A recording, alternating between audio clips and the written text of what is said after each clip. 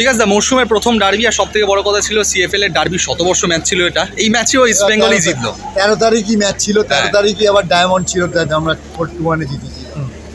এই ম্যাচে মানে কাকে মানে দুই দলের পারফরমেন্স দেখলে? আমি দুই দলের পারফরমেন্স দেখে সবসময় আমার একটু ভয় লাগছিল এই ম্যাচটাকে। ইস্ট বেঙ্গল তো বিহাইন্ড ইস্ট বেঙ্গল আর অ্যাহেড ইস্ট বেঙ্গল, কিন্তু একটু ভয় লাগে এই ম্যাচটা। একটু মনে হয় যেন ওদের টিম দুটো ম্যাচ ড্র করেছি, সেরকম সেপে নেই, আমরা ইজি মেরে দেবো, আমার এই ভয়টা লাগছিল। দেখ আলটিমেটলি আমার 2-1 জিতেছি। ইস্ট বেঙ্গল সাপোর্টার, ইস্ট বেঙ্গলকে ভালোবাসি। তখনই ইস্ট বেঙ্গল মোহনবাগান খেলা হয়, পাড়াতেও যখন খেলা হয় তখনও একটা যেরকম উত্তেজনা থাকে।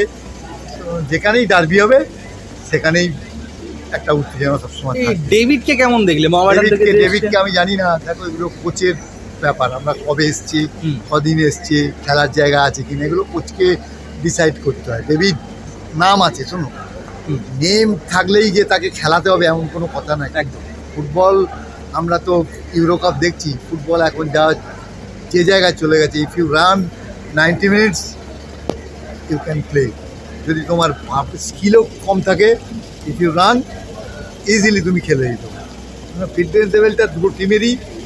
আইএফএরও একটা উচিত ছিল যে আরও কয়েকটা ম্যাচের পরে ডার্বি ম্যাচটা দেওয়া। আর দুটো দলই প্রস্তুত হলে আরও ভালো খেলা দেখতে আমরা সাপোর্টার, আমরা খেলা দেখতে আসি।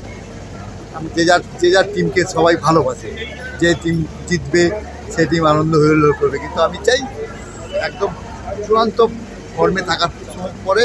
এখন সব জায়গায় দেখি, ডুরান্ডেও দেখছি ইস্ট বেঙ্গল মোহনবাগান প্রথম ম্যাচ দিতে, এগুলো ঠিক না। এগুলোকে প্রিপেয়ার হতো। সবে দুটো করে ম্যাচই থার্ড ম্যাচটা তুমি ডার্বি দিয়ে দিই।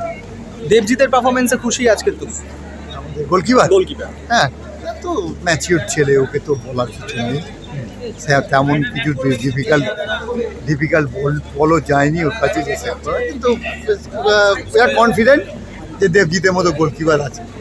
আচ্ছা, মোটামুটি আজকের প্রথমার্ধে মোহনবাগানের খেলাটা কেমন দেখলে? মানে ইস্ট বেঙ্গলকে যদি আমরা প্রথমার্ধে মানে খেলা খুব একটা ভালো হয়নি, কিন্তু ইস্ট বেঙ্গল ওপেন করেছে অনেক। দীপেন্দু বিশ্বাস বলে ছেলেটা তুলে নেওয়ার পরেই কি একটুখানি ঘুরে গেল ইস্ট বেঙ্গল, মানে ঘুরে দাঁড়ালো ইস্ট বেঙ্গল?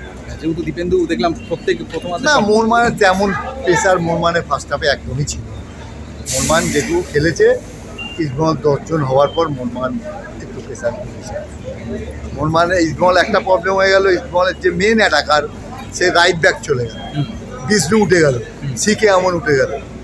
যারা পেনিট্রেটিভ করবে সেই প্লেয়ারগুলোইকে পচানো হয়ে গেল।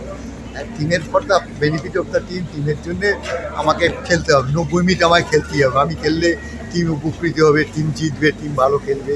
একটু কষ্ট করে 15-20 মিনিট ইজিলি খেলে দিতে হবে। Thank you bKash.